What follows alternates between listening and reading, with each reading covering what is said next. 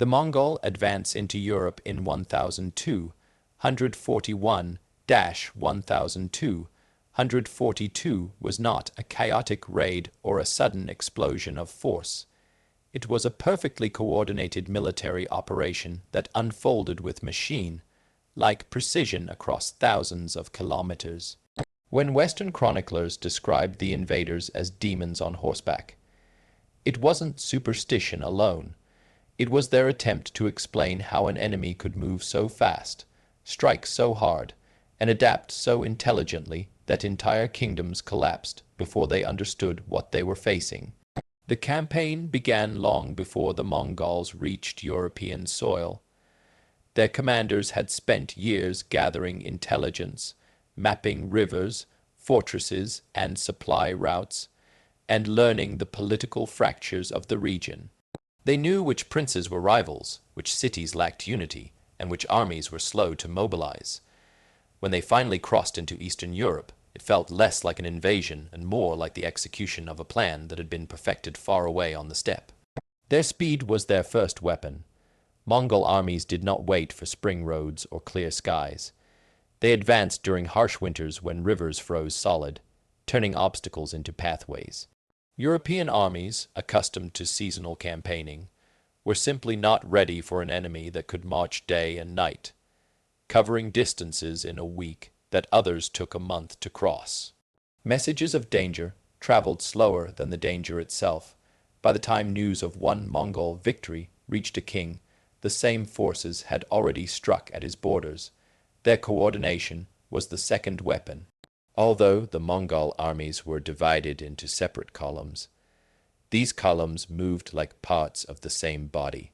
One force would bypass strongholds, another would encircle, another would cut off reinforcements, all following a strategy designed by commanders who understood both mobility and timing better than any contemporary European general. What looked like chaos from afar was actually a web tightening around their targets. Their tactics were the third weapon. European knights expected face clashes, heavy cavalry charges, and predictable battlefield formations. The Mongols offered none of that. Instead, they used feigned retreats to lure knights into traps, rained volleys of arrows from composite bows with far superior range, and struck from angles where Europeans had no defenses. When armored knights pursued fleeing Mongol units, they were led into ambushes where hidden riders or engineers waited. What felt like victory in the chase became disaster in moments. Engineering was the fourth weapon. The Mongols did not avoid fortified cities. They dismantled them. They brought Chinese and Persian engineers capable of building siege towers, catapults, and explosives on the spot. Cities that believed their walls offered safety discovered that the invaders could breach stone as easily as they destroyed armies in the open. Finally, the Mongols fought as a unified, disciplined force guided by clear leadership and unquestioned obedience. Every movement, every feint, every strike was part of a greater design. Europe did not fall because its soldiers were weak.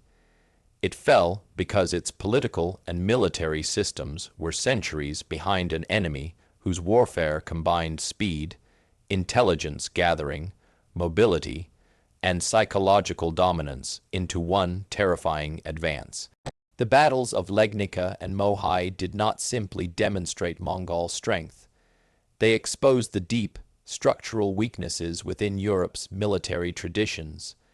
For centuries, European warfare had revolved around the knight, armored, mounted, and trained for close combat.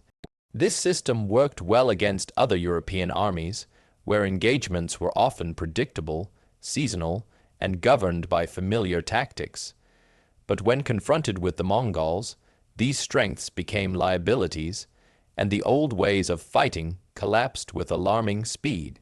At Legnica, the Polish and German forces assembled under Henry the Pious believed that their heavy cavalry charge, considered the most fearsome force in Europe, would break any opponent. But the Mongols had no intention of meeting them in a straightforward clash. Instead, they used smoke, mobility, and deception to fracture the coalition army before the battle even reached its peak. European forces often fought under banners and visual signals, so when Mongol archers filled the field with smoke and dust, these signals became useless. Units became isolated, commanders lost track of their soldiers, and the battlefield turned into a maze of confusion. The Mongols, accustomed to fluid, fast-paced warfare, navigated the chaos with ease, firing volleys with deadly precision while retreating in calculated stages. When the Europeans pursued what they believed was a fleeing enemy, they charged straight into encirclement. It wasn't just a military defeat, it was a collapse of an entire tactical world. Meanwhile, at Mohyj, the Hungarian army faced an even more sophisticated display of Mongol strategy.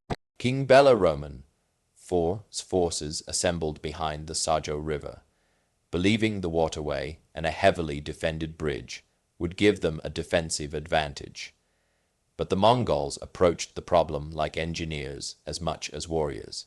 While one division attacked the bridge with noise and ferocity, creating the illusion of a full frontal assault, another quietly constructed a pontoon bridge downstream. By the time the Hungarians realized the deception, Mongol cavalry had crossed the river from two directions, turning what looked like a secure position into a trap. Once again, Europe's reliance on slow, armored troops proved disastrous. Heavy knights struggled to maneuver in confined spaces and muddy terrain, while Mongol horsemen fired at full gallop, withdrew, then re-engaged with perfect timing. The Hungarians attempted a night withdrawal, but Mongol scouts, constantly tracking their movements, signaled the main force, which then boxed them in with a semicircle of cavalry and catapult fire. Panic spread, discipline broke, and the Hungarian army disintegrated. Both battles revealed that Europe lacked not only mobility, but also unity. The kingdoms of Poland and Hungary fought alone, with minimal coordination and delayed reinforcements. Their armies were feudal, built from nobles who answered summons when convenient and fought with personal retainers rather than professional, standardized units. In contrast, the Mongol military was a single coherent machine, operating under strict discipline and centralized command. Every soldier knew his role, every maneuver had a purpose, and every battle was part of a broader campaign.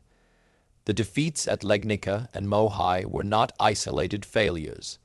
They were symptoms of Europe's unpreparedness for an enemy that fought with speed, intelligence, and adaptability. Europe had strong warriors but weak systems, brave knights but outdated tactics. Against an opponent who studied their weaknesses, manipulated their expectations, and controlled the pace of every engagement, those limitations became fatal. Mongol warfare in Europe was not simply a contest of strength. It was a demonstration of a military philosophy that combined precision, discipline, and psychological manipulation in ways European commanders had never encountered. The Mongols did not enter battles. They *designed them. Every movement, every retreat, every arrow shot was part of a sequence intended to break not only the enemy's ranks, but their confidence and sense of control. Their warfare operated on multiple levels at once: tactical, strategic, psychological, and logistical. This made their campaigns feel less like traditional invasions and more like the slow closing of a trap that had been set long before the enemy realized the danger. Their archery alone transformed the battlefield. Mongol riders could hit targets at full gallop, twisting their bodies in mid-motion while releasing arrows with accuracy that stunned European observers. Their composite bows, made from wood, horn, and sinew, out-ranged European longbows and crossbows, firing faster and farther. This meant the Mongols could kill from distances where European soldiers couldn't respond. Heavy knights, designed for close combat, were forced to chase an enemy they could not catch. Foot soldiers, weighed down by armor, became targets in a deadly shooting gallery. Each volley of arrows was not only meant to injure, it was meant to disrupt formations, sow fear, and force commanders into reactive decisions. But archery was only one part of a larger system. The Mongols perfected the art of the feigned retreat, a tactic almost unheard of in Europe. A Mongol unit would appear to break and flee, drawing knights into a chase that played directly into their hands. European knights, driven by a culture that prized personal courage and decisive charges, almost always took the bait. Once separated from infantry support, they were surrounded by fresh Mongol units waiting in ambush. What seemed like the enemy's collapse was actually the opening move of encirclement. Engineering formed another critical dimension of their warfare. The Mongols traveled with teams of Chinese and Persian engineers who could assemble siege machines on demand. Catapults, trebuchets, battering rams, and even early gunpowder-based weapons. European cities, confident in the strength of their stone walls, found themselves overwhelmed by a mobile siege force that required no supply trains or pre-built equipment. The Mongols built their machines from local materials, using speed and improvisation to keep pressure on defenders who expected a long siege. Instead of being starved out slowly, cities were crushed quickly, their defenses neutralized with shocking efficiency. Their intelligence network also played a decisive role. Mongol scouts and spies gathered detailed information about European terrain, alliances, and troop movements long before the campaign began. They mapped rivers, studied local politics, and identified weak points in defenses. This intelligence allowed their commanders to anticipate European strategies and counter them before they even formed. When a Mongol army appeared at a city's gates, it was not by coincidence. It was because the commanders knew exactly when the defenders would be unprepared. Psychological warfare tied everything together. Massacres of resisting cities, strategic sparing of those that surrendered, and the rapid, unpredictable movements of their armies created a sense of inevitability around their advance. Rumors of their invincibility spread faster than the armies themselves, demoralizing opponents before the battle started. For many European forces, defeat began not on the battlefield, but in the mind. All these elements, archery, mobility, deception, engineering, intelligence, and fear, merged into a single, cohesive system. It wasn't the strength of Mongol warriors alone that shook Europe. It was the overwhelming sophistication of their approach, a form of warfare generations ahead of what European armies were prepared to face. Europe in 1242 did not survive because its armies suddenly grew stronger or because its kings discovered a way to halt the Mongol advance.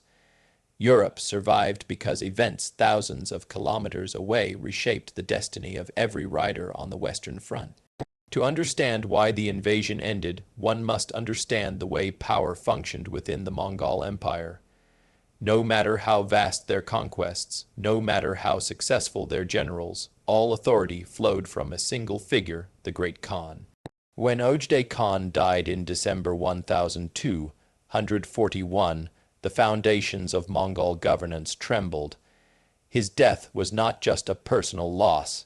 It triggered a massive political shift that demanded the return of every prince of Genghis Khan's lineage.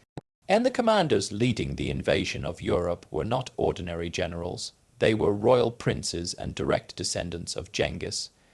Their presence was required for the Kurultai, the grand assembly that would choose the next ruler of the empire. This meant that the Mongol armies in Europe were suddenly caught between two obligations, the duty of conquest and the duty of empire. No prince could ignore the call to return to Mongolia without jeopardizing his status, his influence, and even his life. The succession of a new great Khan was the most important event in the Mongol political world. and failing to participate in it was tantamount to rebellion. Thus, even though the Mongols stood at the threshold of Central and Western Europe, with Hungary shattered, Poland defeated, and the Holy Roman Empire exposed, they began withdrawing, not because Europe had broken them, but because the empire needed them elsewhere.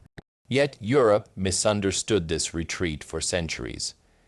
Chroniclers across the continent wrote of miracles, divine intervention, or the supernatural protection of Christian nations.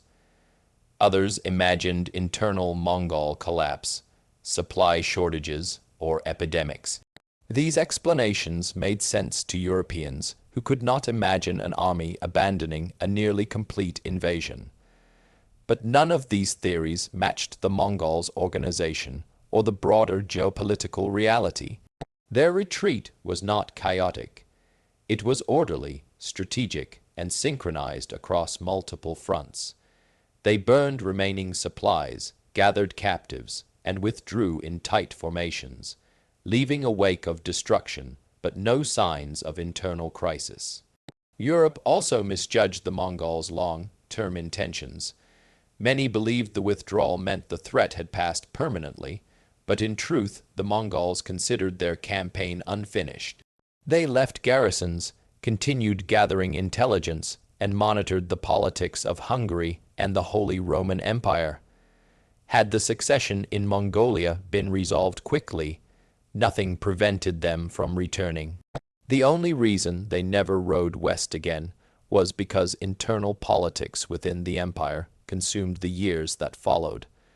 Power struggles, new campaigns in China and the Middle East, and shifts in leadership redirected Mongol attention elsewhere. Thus, Europe's survival was a historical accident, an outcome not shaped by battlefield triumph, but by timing. Every kingdom, fortress, and army from Vienna to Venice was spared by a single piece of news carried across the steppe. The death of a distant emperor mattered more than the resistance of an entire continent. For generations afterward, European rulers wondered what might have happened if that message had arrived just a month later, or if the princes had chosen conquest over politics.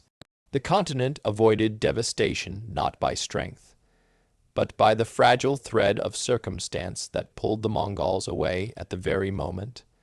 Their victory seemed inevitable. The Mongol invasion left Europe with a question that echoed through generations.